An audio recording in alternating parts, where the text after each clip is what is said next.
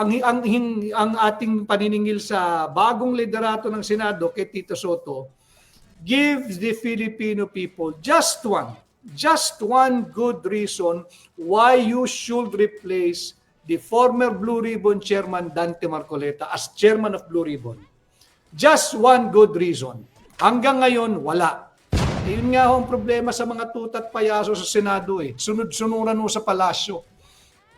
Just give the Filipino people one good reason why you have to replace Senator Dante Marcoleta as Chairman of the Blue Ribbon Committee. Ito na po, sinasagot na nila sa pamamagitan ng kanilang aksyon na halatang-halata naman nagpapakatutat payaso diyan sa Senado, nagpapakatutat payaso sa palasyo. Masyado na pong malapit ito eh. Hindi rin po nila inaasahan, ulitin ko, yung paglabas ni former Marine Corps Intelligence Officer Master Sergeant Orly Gutesa. Paulit-ulit kong sasabihin, tanggapin po ninyo ang pasasalamat ng sambayan ng Pilipino sa inyo, Master Sergeant Orly Gutesa. Sinisikap nilang basagin ang inyong kredibilidad, hindi sila umubra sa inyo. Maraming salamat sa pagpapahayag mo at paglalahad ng katotohanan. Yung pangalang pinakaiingat-ingatan nila, binanggit mo, nabasag na. Yung pag-iingat nilang yan. From Saldico, si Saldico, matagal na nating sinabi, ihuhulog ka, kitang-kita, inihulog ka na. Kaya medyo may control pa. Dahil takot din sila kay Saldico. Ituturo sila ni Saldico eh. Ituturo ni Saldico yung 450 billion pesos insertion. 450. Yung 315 natira, yung 100 billion, sabi nung ating informante, may 100 billion daw doon sa 450 billion pesos total insertion. Natandaan nyo sinabi ni Ping Lacson, 100 billion yung nandoon na pumasok sa Senado, more or less. Yung 450 billion, base doon po sa ating informante, ganito ho pala ang hatian. 100 billion para sa Malacanang. 100 billion ha. So may natitirang 350 billion. Yung 350 billion, 2/3 daw niyan ay sa House of Representatives. Sa mababang kapulungan, 2/3 niya, you just have to do the math. And then, yung 1/3 nasa Senado. So tama yung figure, nagtutugma, nag-a-align eh.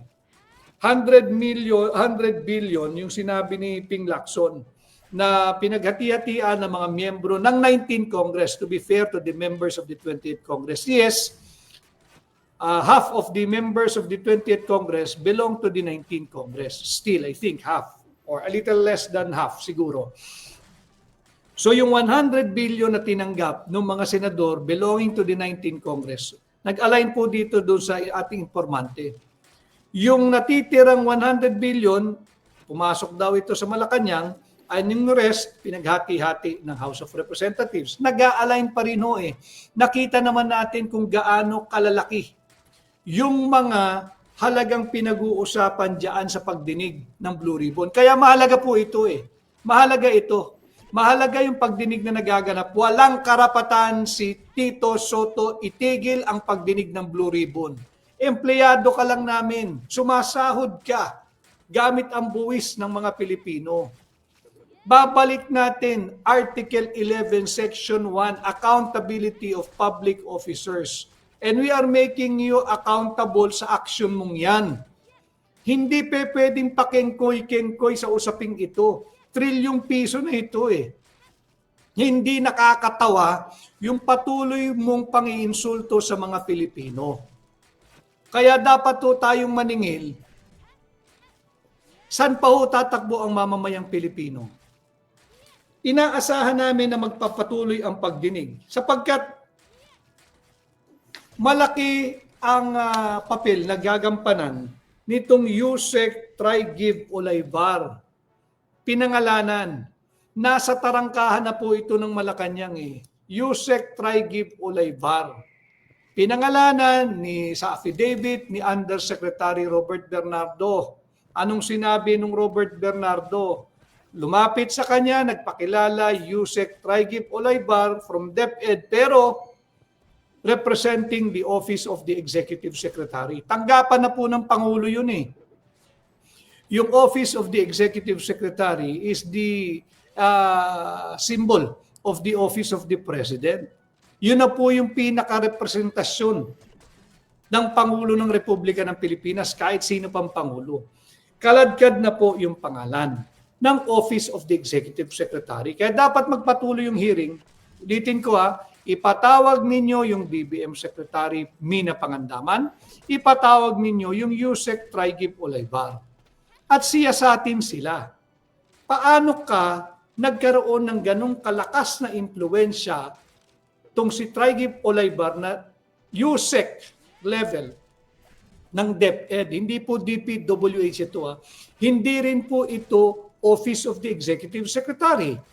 Paano ka nagkaroon ng ganong kalapot na impluensya sa DBM para maiparelease mo yung eksaktong amount na binigay sa iyo ni Robert Bernardo at Henry Alcantara at eksaktong listahan na binigay nila sa iyo ng proyekto na nagkakahalagang 2.85 billion pesos?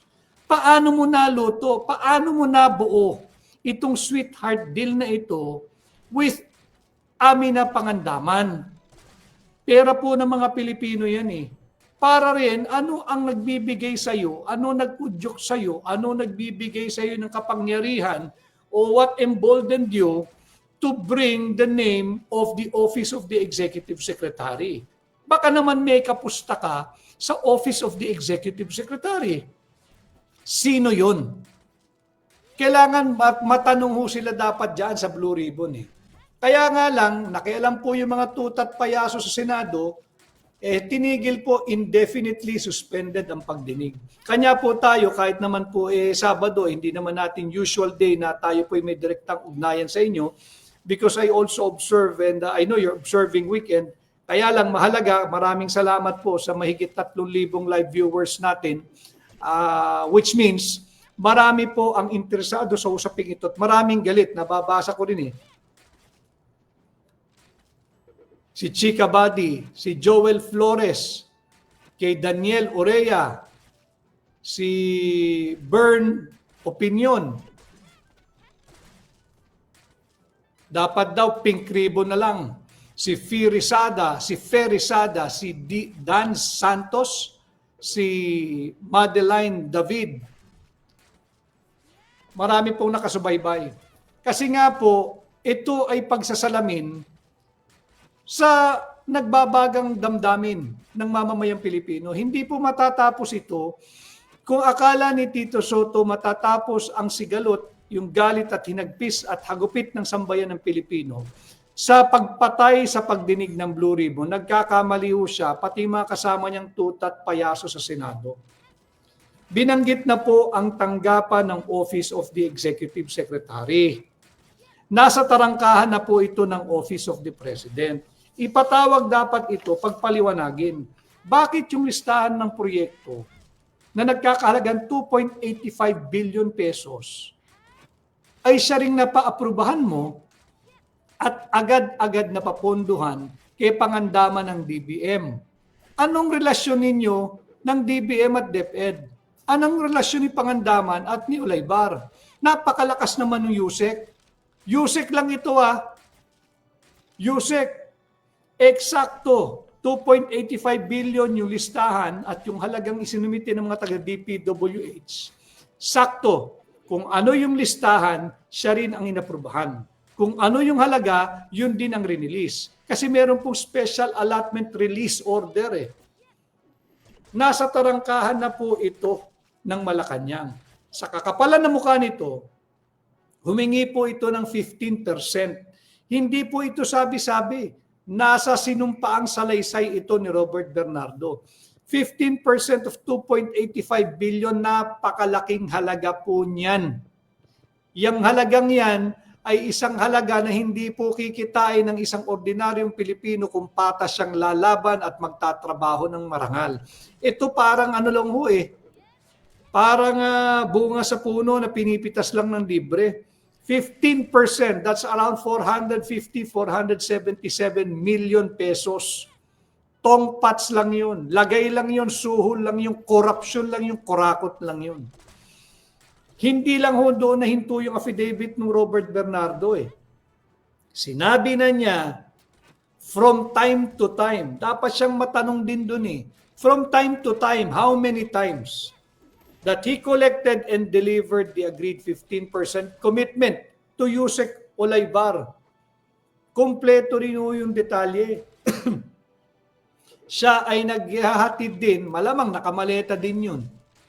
O kahong-kahong pera, hindi naman pwede, hindi ho mabubuhat yung sa paper bag o plastic bag po yung mabubutas sa bigat eh. From time to time, he would collect and deliver the agreed 15% commitment. Dinedeliver po nung Yusek Robert Bernardo kay Yusek Olaybar sa Magallanes, Makati. Pati po lugar meron eh. Completos recados eh. Ito yung pinipigilan ng Senado ni Tito Soto. Nung mga tutat payaso sa Senado. Bakit ninyo pilit pinagtatakpan ang anomalya sa ilalim ng Marcos Jr. administration? Akala ba ng mamamayang Pilipino, base sa propaganda ng Marcos Jr. administration, seryoso si Bongbong Marcos? Bakit ninyo binubusalan yung nais din magpahayag diyan sa Senado? Ito ho yung pangalawang problema nila eh. Itong naging affidavit ni Yusek Robert Bernardo.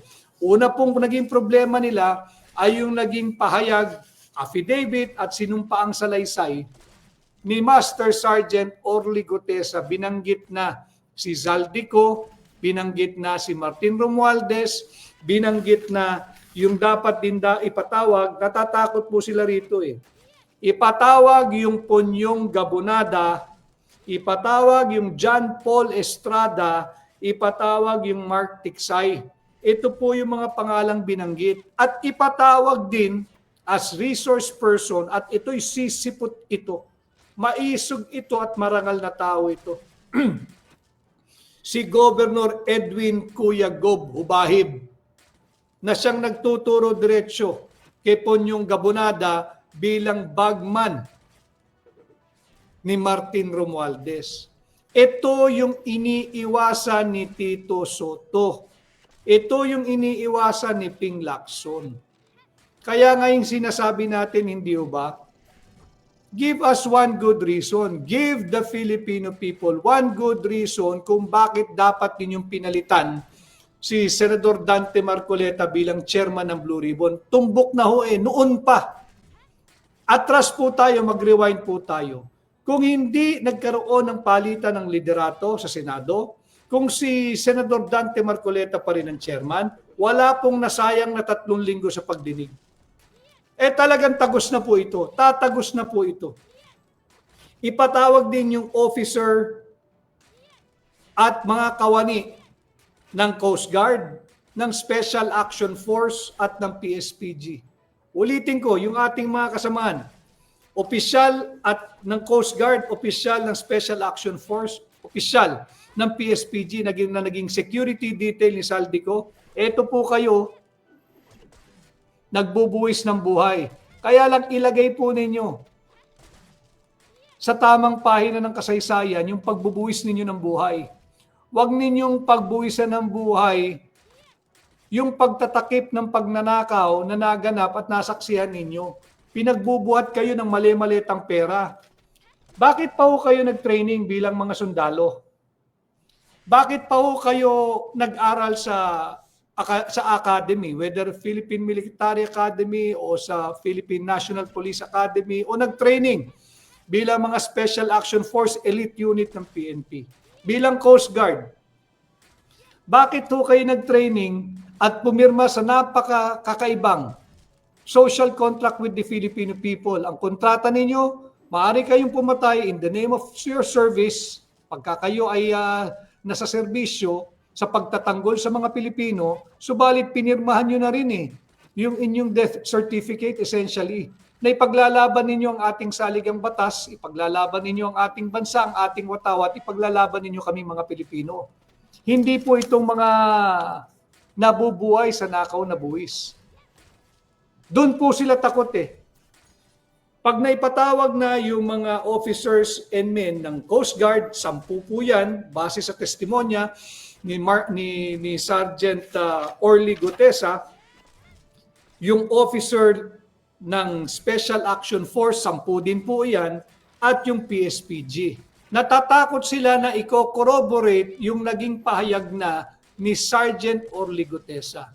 Natatakot sila na meron pang isa o dalawa na katulad ni Orly Gutesa na may personal knowledge, may direct and first-hand knowledge dahil sila yung nagbuhat ng mali-malitang basura na milyon-milyong pisong pera nating mga Pilipino, inihatid sa bahay ni Saldico, nagbaba ng ilan at inihatid sa bahay ni Martin Romualdez at paulit-ulit. Dalawa po yung nagiging problema na nila.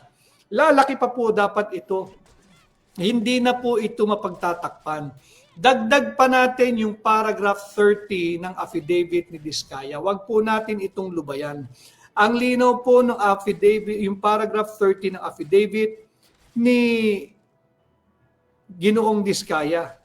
Binanggit niya, nakasali po ang Region 1, ang Ilocos Norte. Natatakot sila kung ipatatawag yung RD Ronel Tan. Maaring pagtakpan mo sila nito. Siyempre, may pressure eh. Pero pag nahagip na po yung Region 1, yung Ilocos Norte specifically, at hingin yung listahan ng iba't ibang flood control or flood mitigation project or infrastructure projects na lumapag sa Region 1, specifically sa probinsya ng Ilocos Norte, lalo pong magkakabuhol-buhol na ang lagay ng administrasyon ni Marcos Jr. Lalabas po yung katotohanan eh. Just before the weekend, Thursday, Friday, until today, nagsisirculate po dyan sa social media yung larawan po nung dike na flood control or flood mitigation measure na ginawa dyan sa Ilocos Norte. Ang gumawa ho ay yung Pahati Construction. Yung Pahati Construction, yung dike, hati din ho eh. Nahati yung construction ng Pahati Construction na flood control or flood mitigation. Substandard ba yan? Maaring hindi ghost, pero substandard ba yan?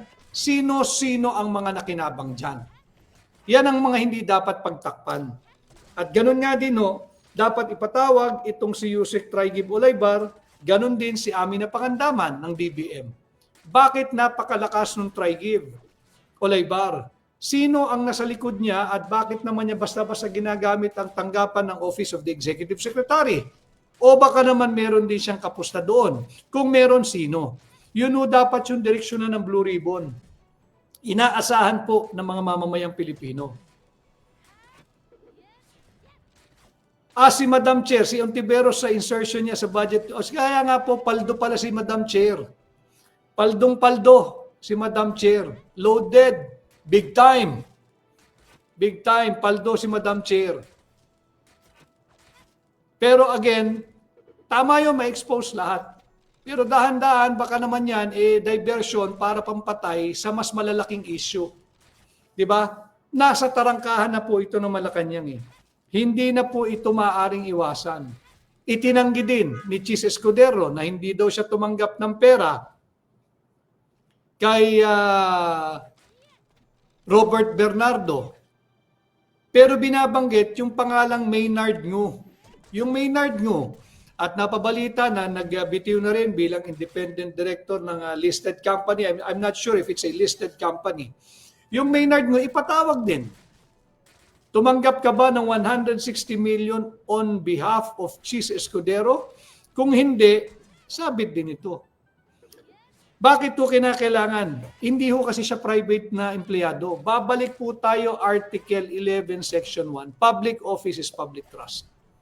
Special envoy po siya eh. In-appoint po siya special envoy to China ni Bongbong Marcos.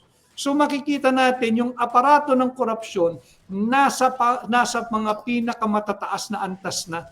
ng ating pamahalaan. Kaya dapat itong blue ribbon na ito, kung hindi nakialam yung mga tutat payaso sa Senado, kung hindi nagpagamit ang mga tutat payaso sa palasyo, tuloy-tuloy po itong hearing, matutumbok po natin ito eh. And then the budget, of course, pwede ba namang may krimen na naganap na walang kriminal? Ipatawag na rin yung small committee.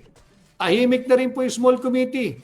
Every time nagmamanifest, every time tumatayo si Congressman Sid Ungab dyan sa ginaganap na pagdinig ng budget deliberation, nagkakautal-utal po eh yung chairman ng appropriations. Hindi naman niya kasalanan dahil sinabak siya dyan eh. Mahirap namang naisabak siya, hindi niya alam yung mga pagtatakip na ginawa noong 19th Congress. Kanya para talaga malinaw at may pananagutan, if we are really for transparency and accountability, ipatawag yung Stella Kimbo, ipatawag yung Manix Dalipe, ipatawag yung Dong Gonzales. Mas lilinaw po eh yung mga insertions na nagaganap. Ipatawag yung Stella Kimbo, ipatawag yung Manix Dalipe, ipatawag yung Dong Gonzales. Wala na pong interparliamentary, wala na pong kortesiya sa ating mga Pilipino. Buti pa yung kapwa nila mambabatas, binibigyan ng interparliamentary courtesy. Kung ano man ang ibig sabihin ng kahayupang yan. Samantala sa ating mga Pilipino, wala po silang kortesiya para patayin mo yung blue ribbon hearing.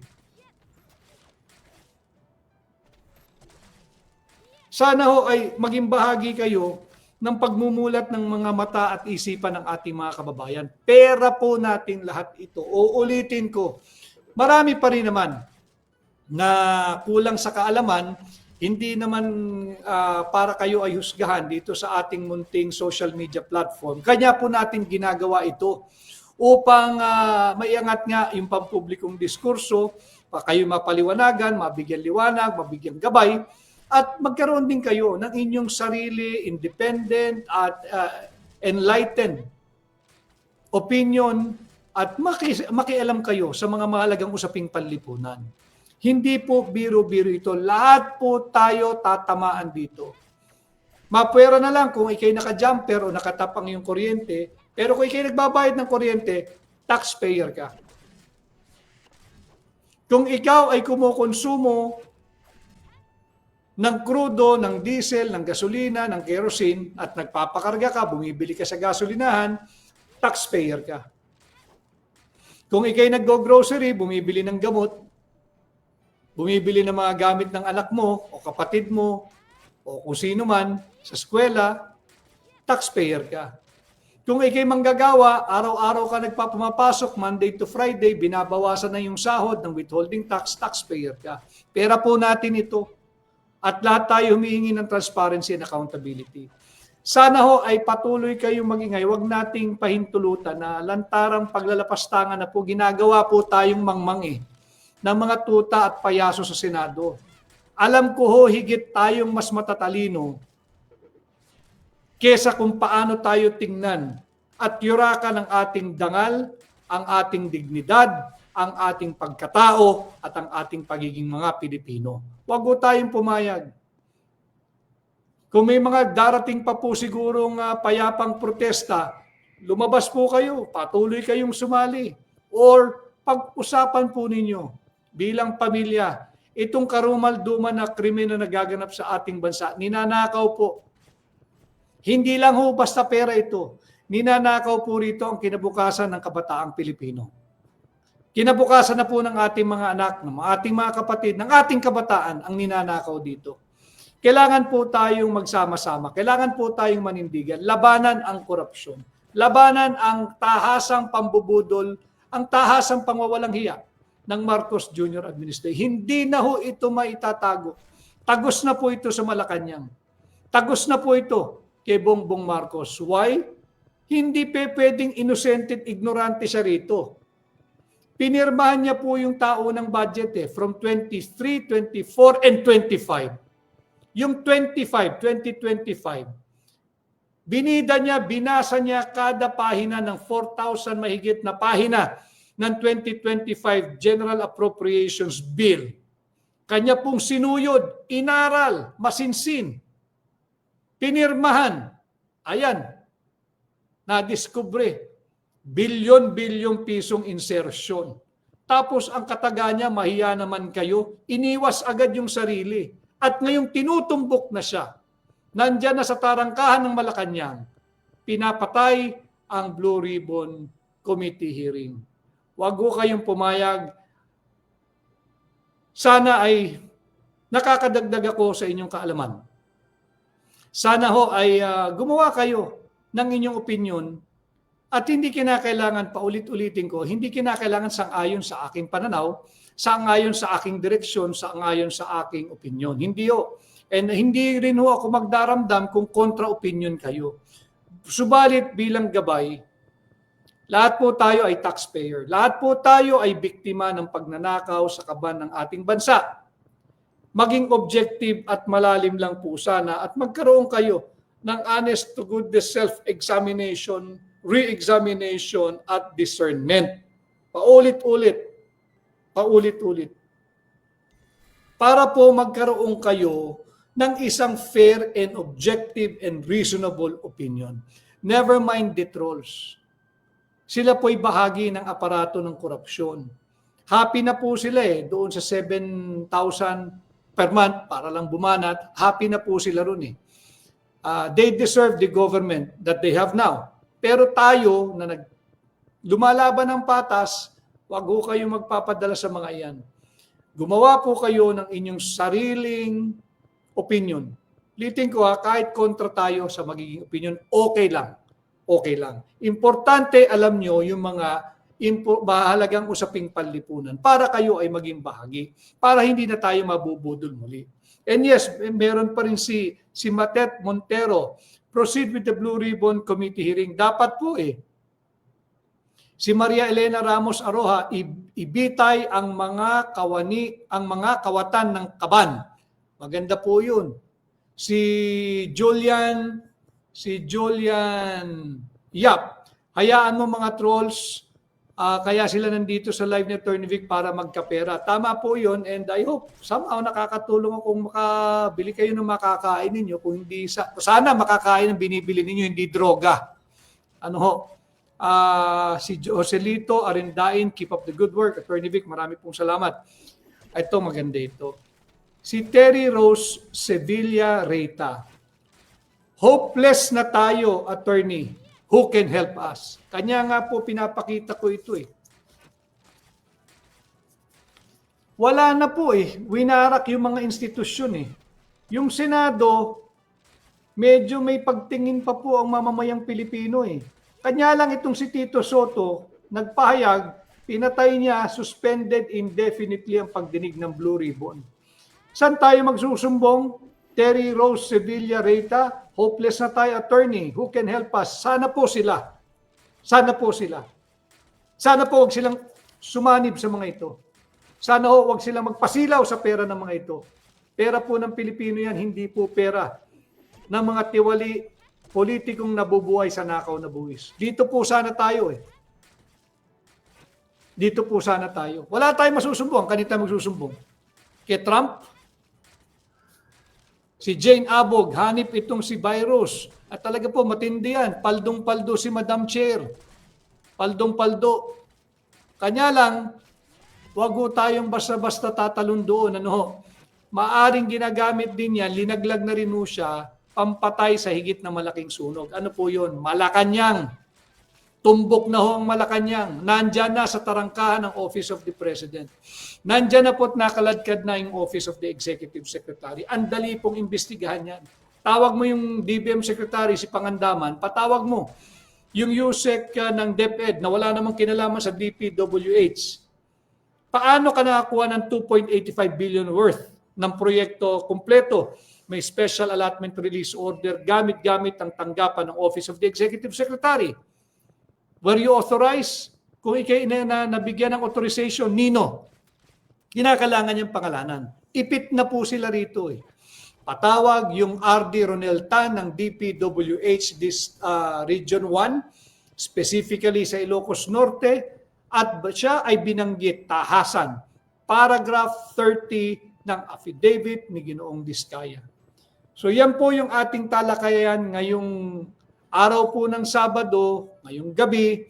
Pasensya na ho kayo at hindi natin usual day na pagla-live, subalit napakahalaga ng usaping ito. Tama rin po itong si Flor J. Dapat mag-resign na si Bongbong Marcos. Lugbok na ang Pilipinas sa kahirapan dahil puro korupsyon ang administrasyon mo. Flor J, tama po kayo. I feel you and I fully agree with you.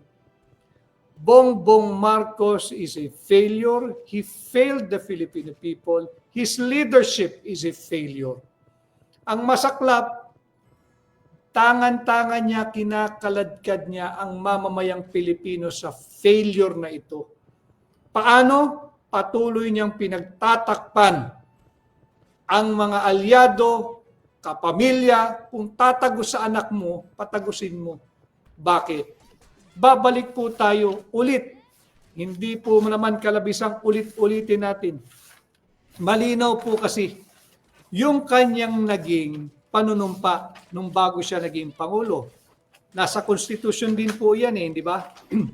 Ang linaw po niyan. Kanya pong itinatalaga. Sagrado niyang itinatalaga. Sagrado niyang iniaalay. Sagrado niyang ibinibigay ang kanyang buhay upang pagsilbihan ang bansa at ang sambayan ng Pilipino. Hindi po sinabi doon na sagrado kong itinatalaga ang aking buhay, inihahandog ko at iniaalay ang aking buhay sa ngalan ng aking pamilya, poprotektahan ko ang pamilya. Hindi po yun. Malinaw po iyon sa ating saligang batas. Napakalinaw po nung oath of office, Article 7, Section 5. No, pakisilip po ninyo. Dito natin din siya sisingilin. Article 7, Section 5 of the Constitution. I do solemnly swear that I will faithfully and conscientiously fulfill my duties as President of the Philippines. Hindi po President of the Marcos Romualdez family. Wala pong ganun Fulfill my duties as President of the Philippines. Yung ating mga kasandulahan, silipin po ninyo yung oath of office ng Pangulo at ng pangalawang Pangulo. Article 7, Section 35. Katangi-tangi yung oath po ng number 1 and number 2, official of the land. I do solemnly swear that I will faithfully and conscientiously fulfill my duties as President of the Philippines. Preserve and defend its Constitution. Winawalang hiya't linalapastangan na po yung saligang batas. Execute its laws. Do justice to every man. Tama bang ibigay mo yung dati mong Pangulo sa kamay ng banyaga nang wala man lang warrant o wala man lang kaso hanggang sa ngayon? Is that doing justice to every man, to every Filipino? And consecrate, ito po yung mabigat consecrate myself to the service of the nation. Yung consecrate, ibig sabihin po nun, ilaan, ihandog, italaga. Sagrado mong inilalaan, sagrado mong inihahandog, sagrado mong itinatalaga ang iyong sarili sa pagsisilbi sa ating bansa, sa ating mga mamamayan, hindi po sa kanyang pamilya. And yes, I agree with you. Si Flor J, dapat nang mag-resign si Bongbong Marcos. Kalaboso na po ang ating bansa. Kawawa po ang ating mga kabataan. Si Ferry Sada, sayang po sana ituloy ang Senate hearing at nasa entrance na po ng Malacanang ang problema. Tama po, nandun na. Nasa tarangkahan na. Batiin ko lang po sila Dec Polinta ng Qatar, Winnie De Vera ng Nueva Vizcaya, si Manong Willie Villarama, mabuhay po kayo. Maraming salamat sa iyong pagsubaybay at pagbati. Kay Angkop Mamoka ng Jeddah, si Epifania Ochoa, Dubai, Karen Ebron ng USA, si Rashid Yusuf ng Sulu, si Kay Lopez Azores, New Zealand, at si Maiko Derillo, Vanguardia ng New Zealand, si Marlon Mendoza ng Davao, Alice Luisima ng KSA, Amber Sunrise, God Save the Philippines, si Ko Eli, Canada, Sachiko Matura ng Tokyo, Kate Bernadette Moreno, Perth, Western Australia, Yuki-san, Japan, Picard France Eva, tama na, sobra na, Marcos, mag-resign ka na. Jintan, Singapore, Israel Pinoy ng Israel, si Ellie ng Kuala Lumpur, Eva Deopido ng Israel, Grace Cabs ng Houston, Rowena Nardo, hindi napabaliktad si Grijaldo, si Gutesa pa ba? Tama po yun. Kaya nga po dito tayo eh. Diba? Si Grijaldo, si Colonel Hector Grijaldo, pinagpasko nila sa kulungan, pero hindi nagpatinag. Kaya nga po dito tayo kumakatok eh. Sa mga nagbubuwis ng buhay para labanan, itong mga nabubuhay sa nakaw na buwis. Ano?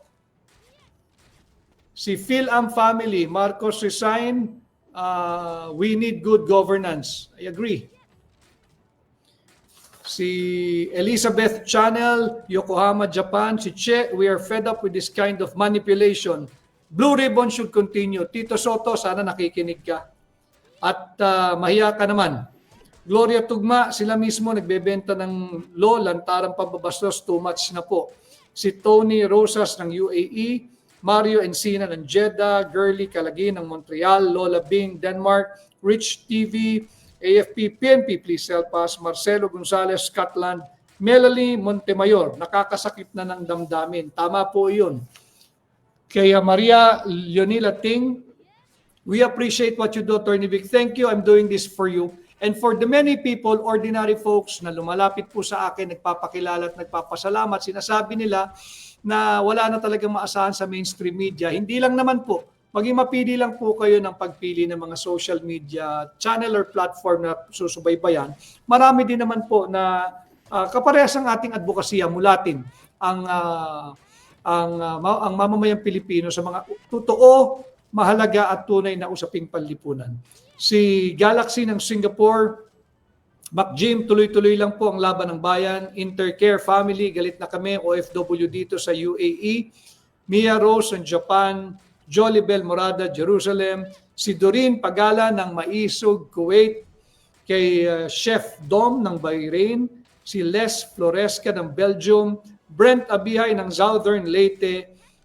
Then Santos, keep on sharing on all SOCMED platforms. Si Rico Alburo Dayan, corruption, cancer ng bayan. At si Anna Gray ng Melbourne, Australia. Maraming salamat po sa pagpapahintulot ninyo na ako'y makasama ng inyong, kung ano man po ang inyong activity ngayong Sabado. Si J. Lizar Layson, nakakataas na ng high blood, Attorney Vic. Relax ka lang, dapat silang high blood din sa paniningil nating mga Pilipino. Huwag kang magkakasakit sa mga yan. Mahaba pa ang ating laban. Si Che. Hi Che, maraming salamat. Si Hello, Attorney Vic Rodriguez. Dagang salamat, Attorney si Nes Obejero. Gandang gabi po from Hiroshima, si Reggie Quinones. Marami pong salamat sa napakaraming sumubaybay ngayong gabi. Ulitin ko, ang ating pong layunin ay iangat ang antas ng pampublikong diskurso, elevate the level of public discourse. At umaasa tayo na mamulat ang mamamayang Pilipino at maging bahagi sa isang mas komprehensibong talakayan sa mga mahalagang usaping panlipunan na lahat po tayo dapat ay kasali, lahat tayo dapat may say, lahat tayo may tinig, at lahat tayo mulat. Hindi po tayo dapat magpabudol. Itong ginagawa, itong pronouncement ni Tito Soto, pinatay ang pagdinig ng Blue Ribbon, yung mga tutat payaso sa Senado, atin po silang kalampagin. Sana ho lahat ng nasa TikTok ay patuloy po kayong mag-like at mag-share at mag-follow. Yung nasa Facebook, ganun din po. Importante po yung inyong reaction, yung inyong comment, yung pag-share at pag-follow. At sa YouTube, ganun din no, yung inyong pong pag-like, pag-share, pag-subscribe ay sana ho patuloy pa ninyong palawigin ang ating munting programa. Maraming salamat po sa pagpapahintulot ninyo ngayon sa akin, araw ng Sabado, October 4, 7:47 na po ng gabi. Ay hindi ko masabing happy weekend, hindi po happy weekend yung balitang ito. Whatever, kung ano man po natitira sa ating weekend, sana po ay maging makabuluhan at yung mga, kung ano man po ang inyong relihiyon, sana sa inyong pagsisimba at pagsamba, hindi man kanina, kundi ngayong gabi, bukas, at sa mga darating pang araw, isama po ninyo sa inyong panalangin ang ating bansa. Sana po magkaroon na talaga ng transparency and accountability para po sa mga kabataan Pilipino. Kanina po, ulitin ko, ako'y galing sa isang private school event. Ang saya, iba talaga yung halakhakan ng mga bata, tunay, totoo, sincero, makikita mo punong-puno ng buhay. Kanya makukonsensya ka kung bilang Pilipino and you can do something to alter the wrong direction of your country at wala kang ginawa, nakakakonsensya po iyon. Hindi po natin dapat hayaan yun. For the sake of our children and for the sake of the Filipino youth. Speaking of, bago ako exit, natatandaan ninyo, paulit-ulit tayong nananawagan sa DPWH kay Secretary Vince Dizon. Magpagawa na ho kayo ng audit at inspection on the integrity of all public buildings, especially school buildings. Do not wait for another magnitude 6.9 bago kayo umaksyon uli. Meron siyang pahayag a few days or couple of days back na nag-utos na raw ng special audit or audit ng lahat ng pampublikong infrastruktura, lalong-lalo na yung gusali at public school buildings. Let's take this magnitude 6.9 na naganap sa Cebu ng isang malaking babala. Pa-inspeksyon nyo na. Total, inamin naman ni Robert Bernardo at ni D.E. Henry Alcantara, lahat ng bidding ng DPWH, 100% rigged, 100% sarsuela, 100% areglado. Huwag nating antayin ang isa pang trahedya. No? So maraming salamat sa inyong pagpapahintulot na ako'y sumama sa inyo at maraming salamat po sa inyong pagsama sa akin ngayong gabi.